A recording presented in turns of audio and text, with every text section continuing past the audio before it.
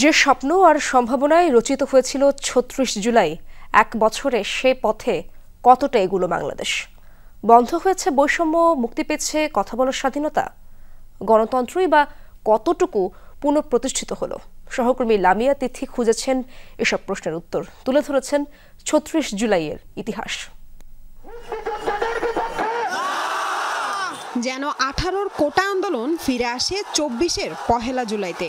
তপ্ত রোদে একদল শিক্ষার্থী ন্যায্যতার দাবি নিয়ে রাজু ভাস্কর্যের সামনে, স্লোগানে বারুদ কণ্ঠ, সোনার বাংলায় বৈষম্যের ঠাঁই নাই। শুরু হয় নতুন ইতিহাস নির্মাণের লড়াই। কোটা বাতিলের পরিপত্র পুনর্বহালের জন্য সরকারকে দেয়া হয় আলটিমেটাম। ৩-৪ তারিখ টানা কর্মসূচি থাকবে। এর ফাঁকে চলে যৌক্তিক আন্দোলনের পক্ষে অনলাইন অফলাইন জনমত তৈরির কাজ। ৭ জুলাই পালিত হয় বাংলা ব্লকের, ধারাবাহিকভাবে চলে বিক্ষোভ, অবরোধ। আন্দোলনে নামেন অন্যান্য বিশ্ববিদ্যালয়ের শিক্ষার্থীরাও। শুরু হয় তাদের অপবাদ দেয়ার অপচেষ্টা। সংবাদ সম্মেলনে শিক্ষার্থীদের নিয়ে কটূক্তি করে বসেন স্বয়ং শেখ হাসিনা। মুক্তিযোদ্ধাদের নাতিপুতিরাও পাবে না, তাহলে কি রাজাকারের নাতিপুতিরা পাবে? তীব্র ক্ষোভে ফেটে পড়ে ঢাকা বিশ্ববিদ্যালয়। সেই ক্ষোভ স্ফুলিঙ্গের মতো ছড়িয়ে যায় দেশের সব শিক্ষা প্রতিষ্ঠানে। বন্দুকের গুলির সামনে বুক চিতিয়ে দাঁড়িয়ে শহীদ হন রংপুরের আবু সাইদ। রাষ্ট্রযন্ত্রের সীমাহীন দমন নিপীড়নের সাথে পরদিন ঢাকা বিশ্ববিদ্যালয়ের শিক্ষার্থীদের ওপর হামলে পড়ে ছাত্রলীগ। বন্ধ হয় ক্যাম্পাস, আসে হল ছাড়ার নির্দেশ। তবুও কিছু তরুণ চালিয়ে যায় আন্দোলন, প্রতিবাদে যোগ দেয় বেসরকারি বিশ্ববিদ্যালয়ের শিক্ষার্থীরা। তীব্র আন্দোলনের মুখে আদালত থেকে ২১ জুলাই রায় আসে কোটা সংস্কারের, কিন্তু তখনও থামেনি আইনশৃঙ্খলা বাহিনীর গুলি, হামলা আর গ্রেফতার।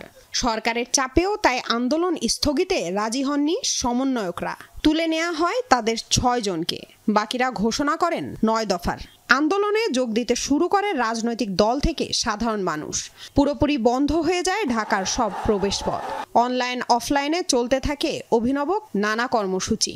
বাড়তে থাকে পুলিশ আর বন্দুকধারীদের গুলিতে প্রাণ হারানো বিপ্লবী বন্ধুদের সংখ্যাও। রেমিটেন্স বন্ধ করে প্রতিবাদে সামিল হন প্রবাসীরাও। ৩ আগস্ট শুক্রবার ডাক আসে শহীদ মিনারে। সেদিন ঢাকার সব সড়ক মেশে স্মৃতির মিনারে। লাখো মানুষের জমায়েত থেকে ঘোষণা এলো ১ দফা। শেখ হাসিনাকে আর চায় না বাংলাদেশ। এক দফার ঘোষণায় আরো ক্ষিপ্ত হয়ে ওঠে স্বৈরাচারের রেজিম। বাড়তে থাকে হত্যাযজ্ঞ, পুড়িয়ে ফেলা হয় মরদেহ। এর মাঝেই প্রথমে ৬ আগস্ট, পরে ৫ তারিখেই লং মার্চের কর্মসূচি দেন জুলাই যোদ্ধারা। রচিত হয় নতুন ইতিহাস, দেশ ছেড়ে পালান শেখ হাসিনা। শৃঙ্খল ভাঙার আনন্দে মেতে ওঠে গোটা দেশ। সেই আনন্দ আর ত্যাগের ১ বছরের মাথায় স্বপ্ন দেখা তরুণদের কাছে প্রশ্ন, কেমন আছে বাংলাদেশ? ফ্যাসিস্ট রাজনৈতিক দল, সেই দলকে আমরা উৎখাত করতে পেরেছি, ফলে আমাদের কিন্তু একটা ধাপ অর্জিত হয়েছে। কিন্তু দেশটাকে আবার নতুন করে গঠন করা, সেই কাজটা বাকি, সেই জায়গায় অপ্রাপ্তি, সেই জায়গায় হতাশা। এখনো সুযোগ রয়েছে। জুলাইয়ের উপর দাঁড়িয়ে আসলে সামনের দেশটাকে গড়তে হবে, রাজনীতিটাকে এগিয়ে নিয়ে যেতে হবে। সেই কমিটমেন্টগুলো যদি আমরা রক্ষা না করি, এই মানুষের সাথে যদি প্রতারণা আমরা করি, তাহলে মানুষ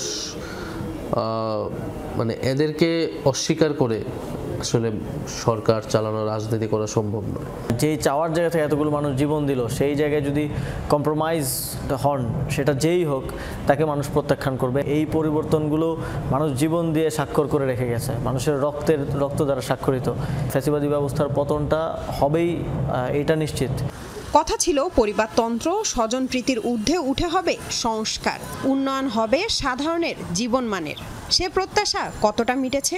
বিপ্লবের পরে যে প্রত্যাশা থাকে, মানুষের ভিতরে ওই প্রত্যাশা ছিল, এবং ১৫ বছর, ১৬-১৭ বছরের তার যে ক্ষোভ, তার যে বঞ্চনা, বৈষম্য, সেটা সে দ্রুত তার সমাধানটা চেয়েছিল। তো সেই প্রত্যাশা তো আসলে পূরণ হয় নাই। আমরা নতুন রাজনৈতিক বন্দোবস্তের কথা বলেছিলাম, আমরা শুধু শেখ হাসিনার পতনের কথা বলি নাই, আমরা এই যে ফ্যাসিবাদী ব্যবস্থার পতনের কথা বলেছিলাম। বিভিন্ন ব্যক্তি কিংবা গোষ্ঠী স্বার্থের কারণে দেখা গেছে যে জুলাইয়ের অনেকগুলো কমিটমেন্ট কম্প্রোমাইজ হয়ে গিয়েছে। আমি মনে করি আমাদের এখনও সুযোগ আছে, এবং ভবিষ্যতেও সুযোগ থাকবে। এই 11 মাসেও যতটুকু হওয়ার কথা ছিল ততটুকু প্রত্যাশা অনুযায়ী হয়নি। কেন হয়নি? আমি অন্তর্বর্তীকালীন সরকার এখানে দায় আছে। আমি এখনও মনে করি ডক্টর ইউনূস প্রধান উপদেষ্টা হিসেবে আমরা তাকে যেই জায়গাটাকে প্রত্যাশা করি তিনি ওই জায়গার প্রত্যাশা পূরণ করার চেষ্টা করছেন। তার সাথে উপদেষ্টা পরিষদে যারা আছেন আমি আমার জায়গা থেকে মনে করি তারা হয়তো এই অভ্যুত্থানকে ধারণ করে, স্পিডকে ধারণ করে, কিন্তু ধারণ করা আর বাস্তবায়ন করার মধ্যে পার্থক্য রয়েছে। এই সেই রাজু ভাস্কর্য যার পাদদেশ থেকে শুরু হয়েছিল ন্যায্যতার লড়াই। চলমান এ লড়াইয়ের আজ 1 বছর পূর্ণ হলো। দেশকে বদলে দেয়া ঐতিহাসিক আন্দোলনের নেতৃত্ব দিয়েছিল যে ছাত্ররা, তারা এখন নিরলসভাবে পরিশ্রম করে যাচ্ছে বৈষম্যহীন বাংলাদেশ গড়তে।